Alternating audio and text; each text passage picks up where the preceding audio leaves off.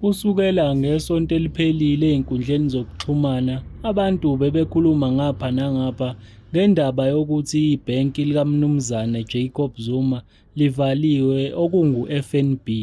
Abantu bebephuma umkhankaso bethi bayovala ama-akhawunti aka-F_N_B, abaningi bawavalile nabanye bebesazoya. Singazi-ke okwamanje ukuthi basazoya yini emva kokuthi u-F_N_B usukhiphe umyalelo othi akuyona evale ibhenki likaZuma, kodwa umyalelo ophuma enkantolo enkulu ukuba bamise kancane izimali zikamsholozi eziphumayo, ngoba ey'ngenayo ziyangena, eziphumayo ey'ngaphumi, emva kokuba kusadikidwa icala lebhenki i-V_B_S, kusho u-F_N_B.